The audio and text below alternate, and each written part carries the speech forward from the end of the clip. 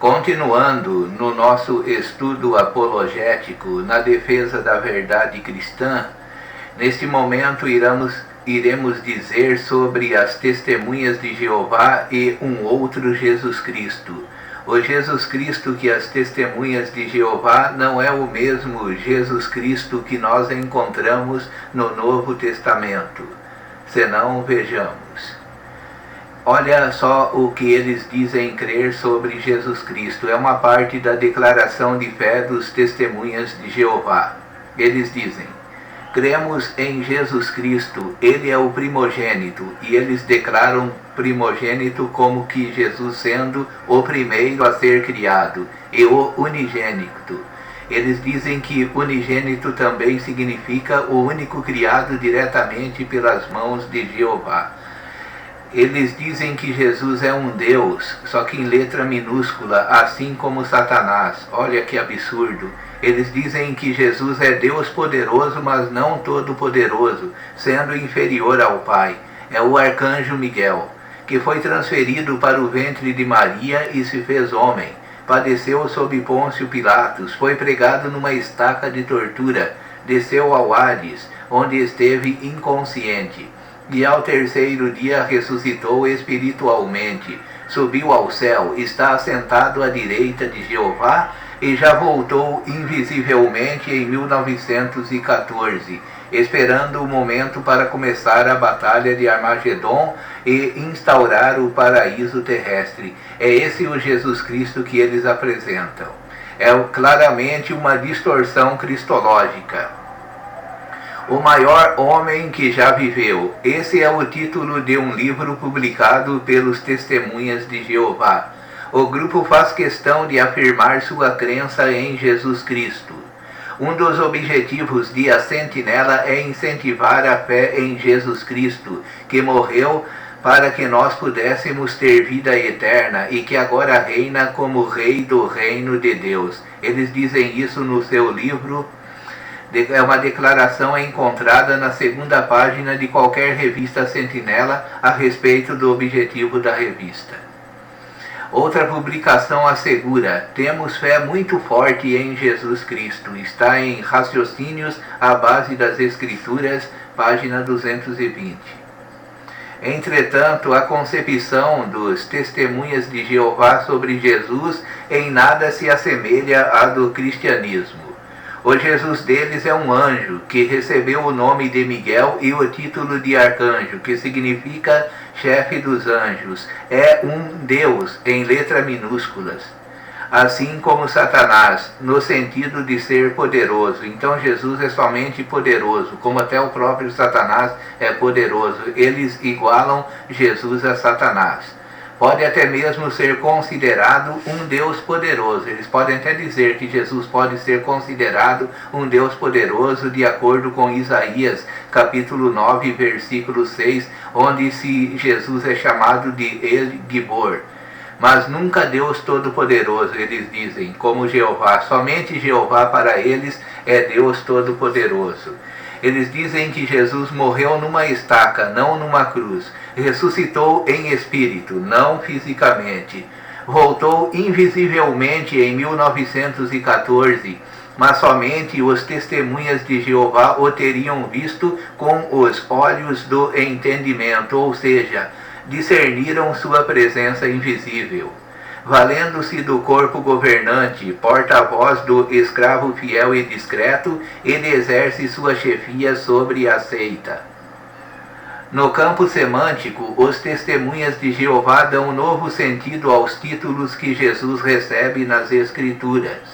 Assim, por primogênito, interpretam que Jesus foi a primeira criação de Jeová, como vimos no começo. Unigênito, eles querem dizer que indicaria ter sido o único criado diretamente por Deus. Sendo filho de Deus, é submisso e inferior ao Pai, pois, segundo nossa experiência humana, um filho não pode ter a mesma autoridade que seu pai, nem ser igual a ele, dizem eles.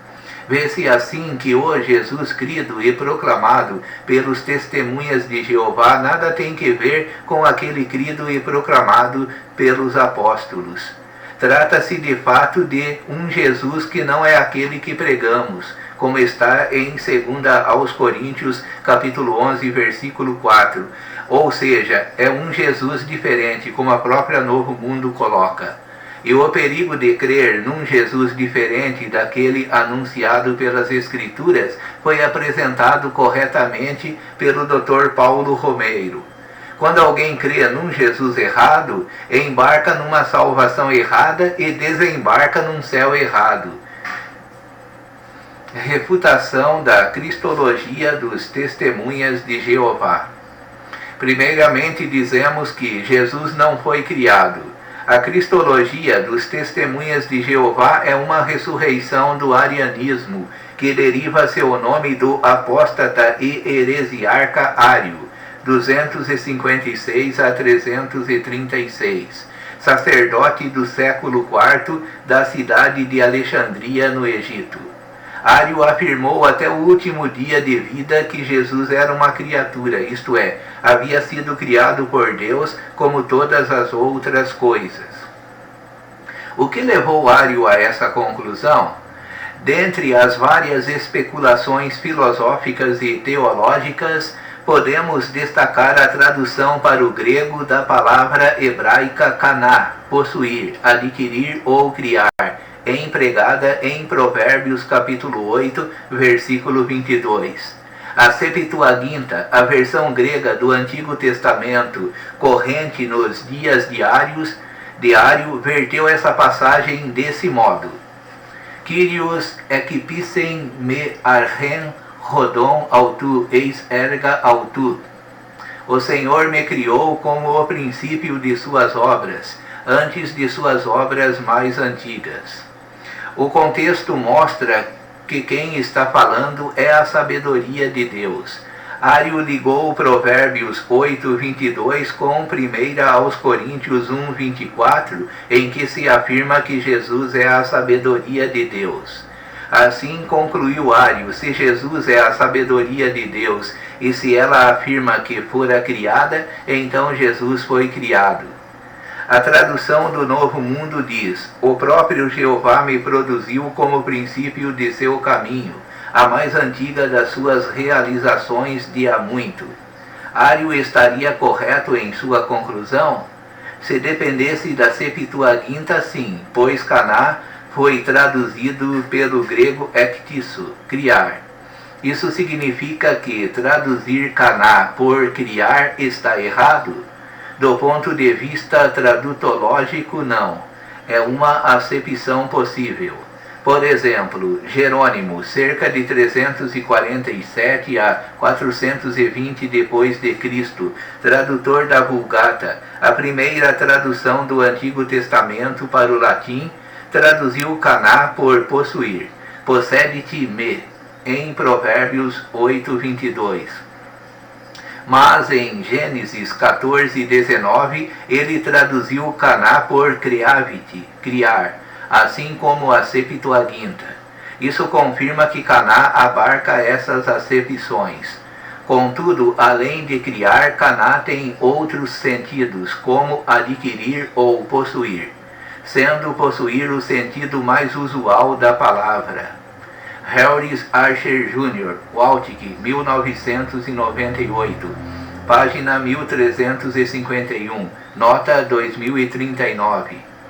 Em sua explanação sobre kaná, Derek Kaidner informa, 1980, página 76. Das suas 84 ocorrências no Antigo Testamento, só 6 ou 7 delas permitiriam o sentido de criar. Gênesis capítulo 14, versículo 19 e o 22, Êxodo capítulo 15, versículo 16, Deuteronômio capítulo 32, versículo 6, Salmo 74, versículo 2, 139, versículo 13 e capítulo 8, versículo 22. E mesmo estas não exigem esta tradução. Os substantivos derivados ressaltam mais fortemente a possessão. Seguindo a Septuaginta, Ario optou por criar, a fim de afirmar que Jesus foi criado. Diante disso, a pergunta que se levanta é: qual é a melhor tradução de Caná em Provérbios capítulo 8, versículo 22? Criar ou possuir? A resposta a essa pergunta determina a questão levantada por Ario, pois, se a tradução correta for criar, então Jesus é criatura. Mas se for possuir, então não é possível afirmar que ele foi criado, mas que é de eternidade a eternidade. Basta um pouco de raciocínio para perceber que possuir é a tradução mais correta. Acompanhe o raciocínio. Deus é eterno, isto é, existe de eternidade a eternidade. Salmos 90, versículo 2. Como é imutável o que ele é hoje, sempre foi e sempre será. Assim não há variação em Deus. Ver Tiago, capítulo 1, versículo 17. Então, se é poderoso de eternidade a eternidade. Nunca houve um momento em que não tenha tido poder. Ele não poderia ter criado seu poder, pois isso significaria que um dia não o teve. Ora, a mesma linha argumentativa se aplica à sabedoria de Deus. Se Deus é sábio, ele é sábio de eternidade a eternidade. Nunca houve um momento em que não tivesse sabedoria. Se dissermos que Deus criou sua sabedoria, chegaremos à conclusão absurda de que um dia Deus não teve sabedoria. Caso aceitássemos essa conclusão ilógica, viria a pergunta: com que grau de inteligência Deus percebeu que não tinha sabedoria e precisaria criá-la? Assim, diante dessa conclusão sem lógica, afirmamos à luz da Bíblia e da razão: Deus é sábio de eternidade a eternidade, pois Deus é o mesmo ontem, hoje e eternamente. Sua sabedoria, portanto, não pode ter sido criada. Antes, ele a detém desde a eternidade. Logo, se Jesus é a sabedoria de Deus, ele é assim como o Pai, de eternidade a eternidade. Nunca foi criado e jamais terá fim. Hebreus capítulo 13, versículo 8 afirma sobre Jesus: ele é o mesmo ontem, hoje e para sempre. No concílio de Nicéia, em 325 d.C., centenas de bispos trataram dessa polêmica cristológica, e o pensamento diário foi confrontado com esse argumento, como afirmou Agostinho, bispo de Hipona. Nas discussões que os nossos escritores mantiveram contra os que asseveravam que houve um tempo em que não existia o Filho, alguns aduziram o seguinte raciocínio: se o Filho de Deus é o poder e sabedoria de Deus, e Deus nunca existiu sem poder e sabedoria, logo o Filho é coeterno a Deus Pai. Pois diz o apóstolo: Cristo, poder e sabedoria de Deus. E como dizer que Deus não possuiu alguma vez poder e sabedoria seria loucura? Concluíram que não houve tempo algum em que o Filho não existiu. Diante da força dessa argumentação, afirmamos sem medo de errar que a leitura correta de Provérbios capítulo 8, versículo 22 deve ser: o Senhor me possuiu no início de sua obra, antes de suas obras mais antigas.